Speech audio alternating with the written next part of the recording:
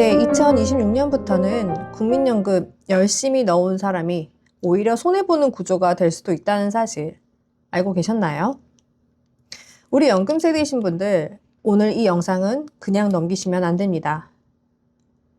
2026년은 국민연금과 기초연금, 건강보험의 기준이 처음으로 한꺼번에 겹치는 해이기 때문에 지금 이 기준을 모르시면 받아도 손해보는 쪽이 될 수 있습니다. 그래서 오늘은 국민연금과 기초연금 둘 다 잘 받는 방법을 알려드리려고 합니다. 국민연금과 기초연금, 나이만 되면 나라에서 알아서 챙겨주고 다 받는 걸까요? 아닙니다. 둘 다 받을 수도 있고 국민연금은 받지만 기초연금은 못 받을 수도 있어요. 우선 국민연금에 대해서 먼저 간단히 말씀을 드리면요. 예전에는 연금 받으면서 일하면 손해다라는 말이 있었고 실제로도 그랬습니다. 월 300만 원 정도만 벌어도 국민연금이 깎이던 제도였거든요.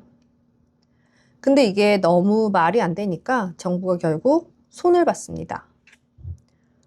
2026년 올해 6월부터는 월 소득이 약 500만 원 가까이 돼도 국민연금은 깎이지 않는다고 합니다. 다만 이건 국민연금 이야기고 기초연금이나 건강보험에 대한 기준은 여전히 따로 계산되고 있습니다.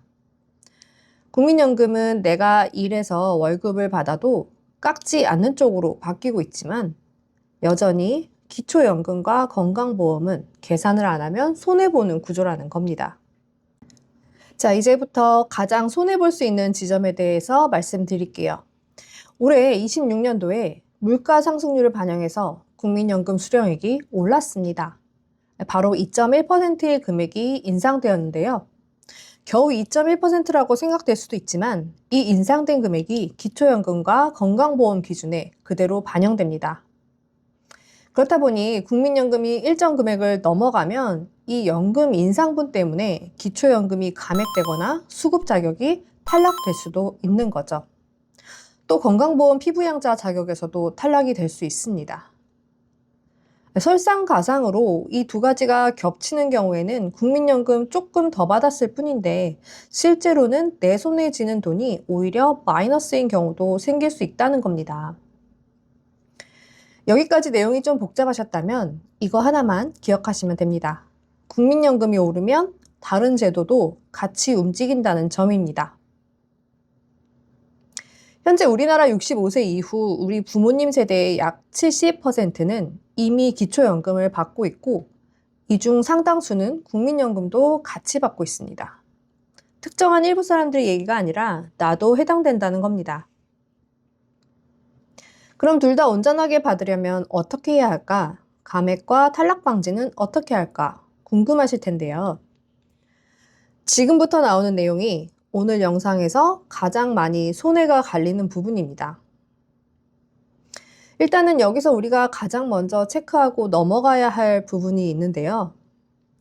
이 국민연금으로 받은 돈도 소득 인정이 돼버리니까 내가 받을 국민연금 금액이 기초연금 감액 기준에 걸리는지 체크하셔야 하고요.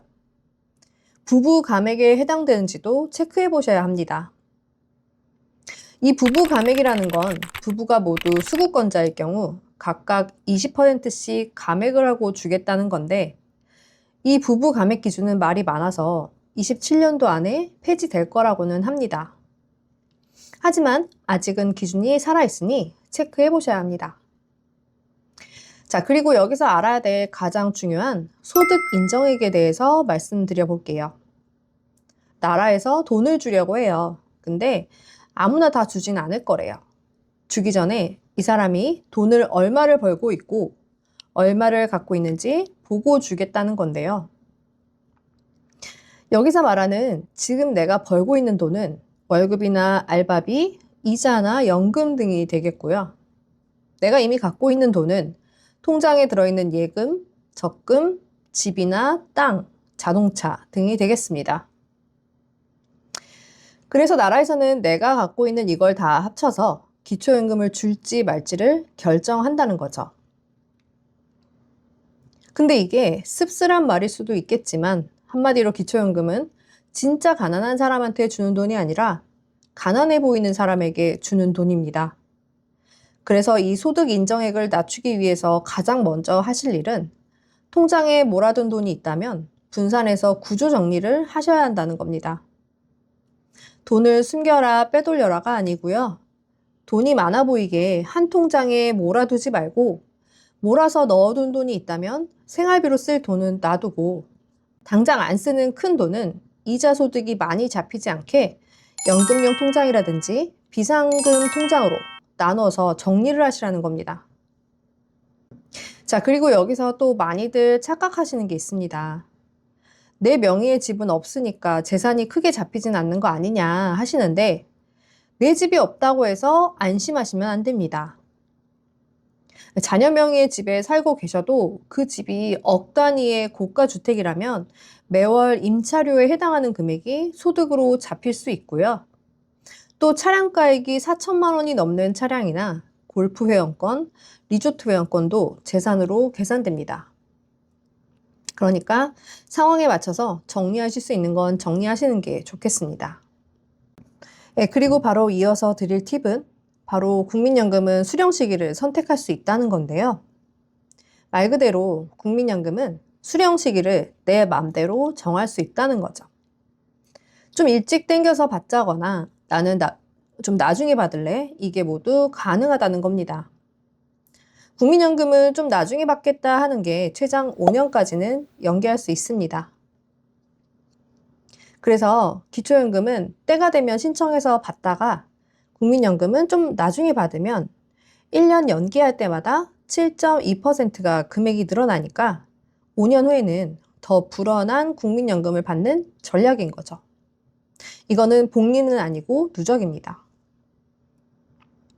다만 지금 당장 많이는 필요 없다, 생활비 여유는 좀 있다 하시는 분들께 추천드리는 방법이고요. 이거는 각자 여러분의 상황에 맞춰서 진행 여부를 판단하시는 게 제일 좋겠습니다.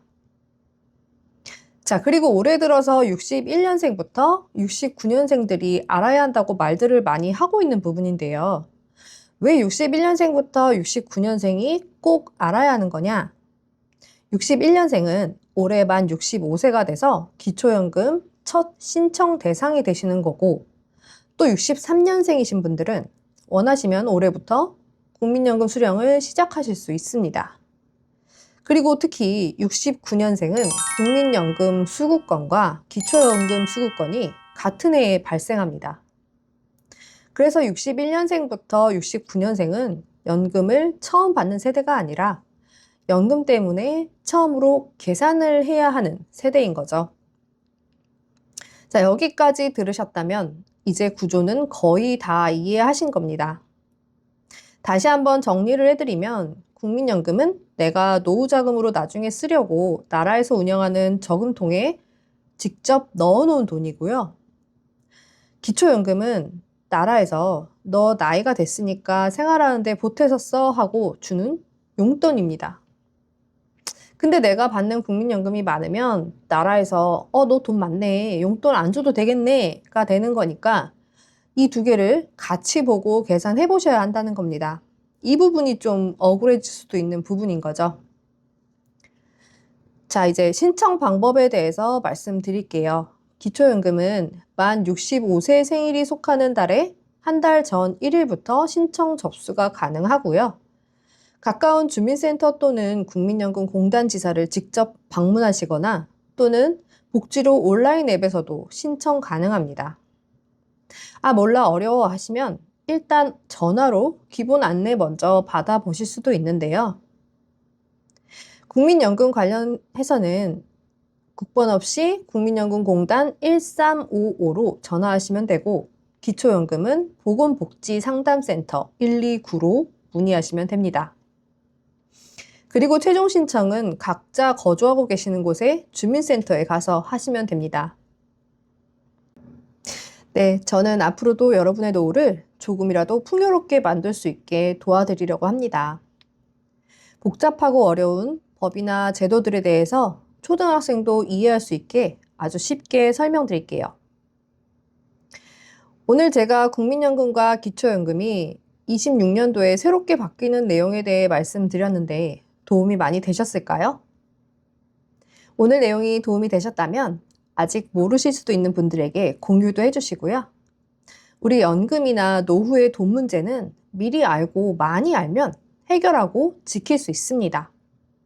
구독해 두시면 이런 복잡한 이야기에 대해서 앞으로도 계속해서 쉽게 풀어드릴게요. 그리고 영상 보시면서 궁금했던 부분이 있으셨다면 댓글에 문의 남겨주시면 답변 달아드리겠습니다. 시청해주셔서 감사합니다.